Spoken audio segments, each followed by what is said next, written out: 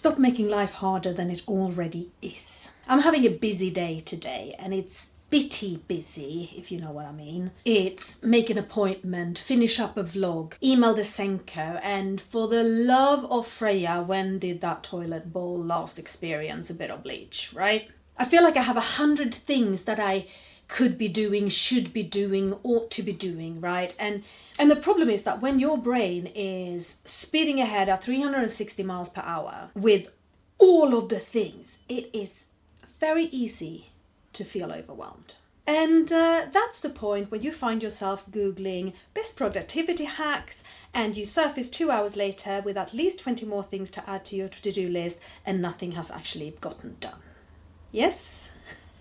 Sounds familiar? This is the Feminine Duality, a podcast about midlife, hormones, burnout, and how to manage all the crazy demands we have put upon us without drowning in overwhelm. I'm Tova, and I'm so happy you're here. Whether you're listening on Apple or watching on Spotify or YouTube, please make sure you follow or subscribe to the podcast, leave a rating, review, a comment, and most importantly, share your favorite episodes with your favorite people. I don't want you to add 20 more things to your to-do list. I would actually quite like to give you permission to start taking things off your to-do list. I'm going to give you permission to stop doing things. So here is what you are allowed to stop doing and how to do it. Don't write a to-do list. Don't do it. Instead, use a to-do list. Because you already know what you need to do. And if you write down things without really seriously thinking through what you have capacity for today, chances are you're going to give yourself a long to-do list of really heavy tasks. You're not going to be able to do any of them, and you're going to end the day feeling like an absolute failure. A to-do list, on the other hand, is all the things that you just happened to do. That you get to write down, tick off, and go, ta-da! The to-do list teaches you to see how much you're actually doing and give yourself some credit for it. The other thing with the to-do list is that you start to recognize how important certain things are. On my to-do list today, I have things like made the bed, did the washing up, put away the clean dry laundry, as well as get dressed and put on makeup. And remember to eat, woman. Because these things are way more important than you think they are, and way more valuable, and they carry way more credit than you actually give them. And the remember to eat woman actually came from the fact that I kind of forgot. I had breakfast and then it was suddenly 5 hours later and I wasn't just hungry, I was completely losing executive function. I stood staring at my fridge going, what do I eat? And instead of agonizing over what on earth to eat, I outsourced the decision. And this is another thing you're allowed to do. You're allowed to outsource decisions.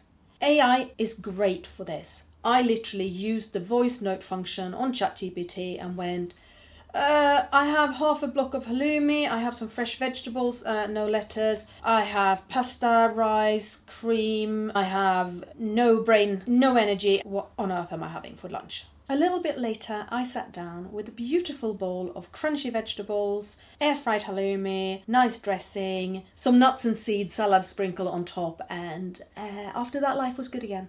Is it really that difficult to come up with the idea of a halloumi salad when you're looking at half a block of halloumi and a vegetable drawer full? No, in reality, it isn't. But when you have depleted yourself, forgotten to refuel, and your brain is simply not braining, yeah, it's kind of difficult. Takes a lot of effort in that stage to go, oh, I know what the logical step here is. I outsource the decision. And there are a lot of decisions you can outsource. Say that you're faced with a choice of 3 things to get on with today that all are kind of equally important and all are kind of equally energy draining or energy giving, and you really only have capacity to do one. Voice note your chosen large language model and talk it out. Get it out of your head. The decision doesn't need to sit in here. It can actually be on a piece of paper. You don't need to use AI for this. You can use pen and paper. You can talk to another person. Probably my most recommended version of doing it is talking to another person. Sometimes I talk to the cat. Hey, Luca, I have this to do today. I have that to do today. Which one's most important? She looks at me and she goes meow, and you know, it's good advice. But stop making every decision yourself, because decisions, they are hard work for your brain. And if you haven't got a person to talk it out with, you don't want to use AI, you haven't got a cat, you know you're really overwhelmed and you want a chance to really talk your overwhelm through and get some solid, good strategies for how to crack it, you can always book in a one-to-one session with me and I will help you do exactly that. All the details on how to contact me are in the description to this video. It's not just decisions that I outsource. Sometimes I outsource just my brain storage. Okay? There's a lot of stuff happening in here and I just need to talk it out with somebody. Again, sometimes I voice note ChatGPT, sometimes I journal, sometimes I speak to my partner, a trusted friend, but I process through talking. And all the stuff that's happening in here, it doesn't need to stay in here. Sometimes it just needs to come out. You're allowed to not to try and keep everything inside your head. And this whole thing of externalizing your thoughts is really helpful because it gives you a different picture. Things that, while they're still buzzing around inside your head, can be problems, can be big, can create a lot of negativity bias. When you externalize them in that way, you start training your brain to see them differently. The same thing with gratitude journaling. I'm a huge fan of a gratitude journal. Every day, at the end of the day, write down 3 good things that have happened. 3 things that I'm grateful for, or just 3 good things. And training my brain to look for the positive. Kind of similar to the to-do list. With the to-do list, you're training your brain to see how much you actually get done. With a gratitude journal, you're training your brain to see the positive in life, to see how good things actually are. Another thing you're allowed to stop doing is thinking that everything has to be perfect. One thing that can often happen when you're spinning into overwhelm is that mess and clutter starts building up around you. And then you get stuck in I need to clean this perfectly or it's not good enough. But cleaning it perfectly is a big job, it's overwhelming. And so I'm giving you permission to think that partially done is better than not done at all. Having made the bed and picked up the floor wardrobe is infinitely better than not having deep cleaned the whole bedroom. Doing half the washing up is better than not having any clean plates at all. Taking the clean laundry off the dryer and putting it in a bag so that you have space to hang the next load is better than leaving the next load rotting in the washing machine. Partially done is better than not done at all. Get rid of this idea that it has to be perfect, it has to be finished. If you're exhausted, if you're time strapped, can you give yourself 20 minutes? 20 minutes to do something, because it's going to be 20 minutes cleaner than before you started, and that's progress. Same goes with any other task you might have. I do a lot of content creation. I'm running 2 online brands. There's vlog episodes, there's podcast episodes, there's social media, there's emails, there's all of these different things. Okay, I can't do all of them all at once. Can I spend 20 minutes editing? That's 20 less minutes I have to spend tomorrow or the next day, right? It's a bit of progress, better than nothing. I have a very glorious bowl of ramen right here and I'm so hungry at the moment, but it's still a little bit too hot to eat. Oh, but I can smell it. Right, one thing I am unfortunately very good at doing, particularly when I feel overwhelmed, is when I take a break, for example, to sit down and eat, I have a tendency to turn on the TV and say to myself, I'm only going to watch 1 episode while I'm eating. Or I pick up my phone and think I'm only going to check my Instagram messages quickly while I'm eating.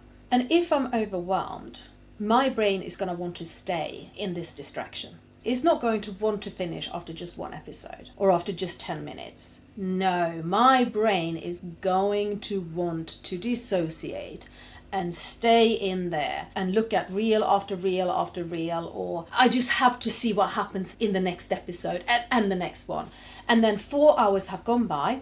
I've not done any of the things that overwhelm me. My brain has not calmed down because it's having constant input, and I will not be talking nicely to myself after a 4-hour long doom scroll. I don't think anybody will. It has done nothing for me. And so when I know that I am a bit overwhelmed and I probably will have a tendency to get lost, I ban TV and social media. I don't ban my phone because, again, we have this thing of talking things out with a friend or with AI. This might be a time where in between mouthfuls you voice note what's overwhelming you and get that out. But what I really love doing is putting on some music and picking up a book. You see, I can put the book down after half an hour. I'm finding it much harder to turn the TV off after half an hour. And let's face it, half an hour with Terry Pratchett is a very good nervous system reset. I mean, this is what I'm reading. I'm not talking about self-help, improving my mind, high intellectual level literature here. I am talking about consciously dissociating from reality because reality is a little bit too overwhelming while I'm having my lunch. And then I put the book back and then I get back to it. And then I progress a little bit more in all the things that are making me feel overwhelmed. And talking of resetting your nervous system, what's your energy level like right now? Are you buzzing, stressed out, trying to make a decision amidst too much noise, really struggling to sit still and really struggling to focus? This is probably a sign that it's time for you to stop and try and calm down for a bit. Hiding underneath that buzzy feeling, you're probably exhausted. So you might want to take a nap. Or at the very least, lie down with a guided meditation and really slow your nervous system down. Or if you don't want to risk falling asleep and not waking up for quite some time, maybe now is when you reach for the CBD oil, or at least a mug of calming tea. But what is really helpful in this scenario is finding ways in which you tell your brain it is safe to slow down. You don't have to fix everything right now in one go. It is safe to step away and regulate before coming back. On the other hand, if you're feeling rather sluggish, kind of finding it hard to get out of the chair, your motivation has got up and gone, you might want to do something to rev you up a little bit. Obviously not at bedtime when you want to wind down, but it's the 2 p.m. slump. You're feeling it and you've still got the rest of the day to get through. Music, dance around, sing along to it, clap your hands, go, go, go, go as you're dancing. Looks ridiculous, feels ridiculous, really works. And even though these seem like completely opposite to each other, they are two sides of the same coin. They are both ways in which you work with your nervous system based on what you need right now. Ask yourself, what state am I in and what do I need for it? Before I move on to the last one, and I am obviously saving the best one for last, let's have a quick look at what all of these have in common. They all remove resistance. The to-do list removes the feeling that you never get anything done. Using AI for meal planning removes a decision. Talking it out removes mental clutter. Gratitude journaling removes the brain's negativity bias. Limiting yourself to only 20 minutes of cleaning, it removes the belief that things have to be done perfectly. Terry Pratchett instead of Instagram, it removes that black hole. Having a lie down removes the pressure to push through. Dancing and clapping your hands removes inertia. And finally, pick what is not going to happen today. And that removes impossible expectations. You're overwhelmed. You have too much on your shoulders and you can't do it all. Accept that something is getting dropped. Decide what it is before guilt or even worse exhaustion decides for you. Okay? Pick the shit that will not happen today. Will my toilet actually experience some bleach today? Maybe, maybe not. Will I take the 2 bags of outgrown clothes to the charity shop? Oh, absolutely not. That is one of many things I've decided that I'm not doing today. Instead of a to-do list, it's a not today list. And actually, a lot of these things that I've spoken about are things that can go on the not today list. I am not making decisions about what I'm eating today. I am not spending 3 hours deep cleaning the flat today. There are so many things that I'm decided are not happening today. This can also look like asking for help. I mean, I asked ChatGPT for help to make a decision about lunch. Sometimes I ask my partner to sit on a FaceTime call with me as I get through a task that I know I struggle with doing. Because while I still may have to do the task, I don't necessarily have to be alone in carrying my emotional load about it. He can be there as a steady and calming influence, just his presence, and make the task lighter for me. And I mean, having him on a video call when I do the washing up, right? I get to talk to my favorite person, the washing up just happens. Brilliant. Body doubling. What a concept. It's also about planning around your reality. Honestly, check in with yourself as you're thinking about what you need, could, should, want to do in a day. What are the actual real life constraints that will impact how much you get done? What is your energy like? What capacity do you have? What I ask of myself looks very different whether I have my girls with me or not. Whether my oldest daughter is in hospital or not. Whether I'm on my period or not. All of these impact my energy and my capacity. And based on that, I get to pick what stays on the to-do list and what gets dropped. How do you feel about these suggestions? Are they making you feel a little bit lighter? That you have permission to let a few things go? That things don't have to be as hard and as heavy and all on you? And that it's not about adding more things onto your life, but actually it's about letting go on quite a lot and make things a little bit lighter. Yes, all of these things, they're a practice. And the first time, it might not be that easy. It might not be that straightforward, but it does get easier over time. And over time, they also allow you to zoom out from your life. You get a bigger picture, you get a different perspective. When you have that bit of a distance, it's a little bit easier to ask yourself, is there a pattern here? Is there something I can tweak in this kind of situation that next time will make it easier to deal with? You will stop telling yourself that you're worthless, that you're a failure, that you're broken. And you may even start to laugh at yourself when things get a little messy. I was so proud of my halloumi salad earlier today. It looked pretty. It smelled amazing. I knew it was going to taste amazing. I knew it was nutritious. It was a good meal. It had taken me less than 10 minutes to make it. And as I reached out to pick up the plate, I managed to hit the fork just so, and it somersaulted through my kitchen, spreading coleslaw in an arc around it. So I may have had to add a minute or two to clean the floor. With a less regulated nervous system, that would have been a disaster. It would have been so hard to come back from that. I would have been seriously pissed off. Today, it was laughable. Even though I had gotten overwhelmed to the point that I couldn't make a simple lunch decision, actually outsourcing the decision, having a really clear idea of what to make for lunch, making the lunch, all of that grounded me enough, and I was able to laugh at it. You can ease up on the discipline and the perfectionism a little bit. I am disciplined in that I have a lot of systems in place to help me manage my life. But those systems are there to make my life easier, not more rigid. Such as outsourcing my lunch decisions. Having a capsule wardrobe of clothes that don't need ironing. That has made my life so much easier. In my content creation, I tend to batch and repurpose. So I have a system templated out of how I create a podcast episode and make social media posts out of it. The same with how I make a special needs family vlog and how I make social media posts about it. Batching, repurposing. An easy system that I follow each time. I don't have to reinvent the wheel. I have my bullet journal template. It's very quick to draw out. Every month looks the same, every day looks the same. If you want a copy of that template, there's another link in the description below where you can pick that up. You will get a template of my quarter by quarter planner, month by month planner, and monthly vision board that will help you dream big, make progress, but remain realistic within your energy and capacity levels. I keep all of my medicines and vitamins in a Ziploc bag by the bed. It is not pretty.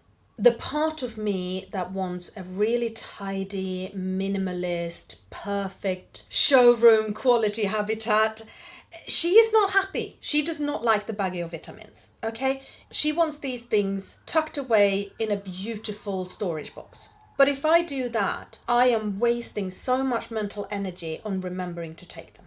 And so much mental energy on beating myself up for when I inevitably forget. And also, this is my hormone replacement therapy that I take to remain a vaguely functioning human being. If I forget that, my life falls apart. So it stays in a baggie by the bed. Is it pretty? No. Does it work? Absolutely. One less decision, one less piece of resistance, one less trap. Each and every one of these things is one less trap. And I'm not going to sit here and pretend that I never ever get overwhelmed. Of course I get overwhelmed. None of these have made my life change completely overnight. They just make today 2% easier. And when your life is genuinely full, 2% is a bloody good return on investment. From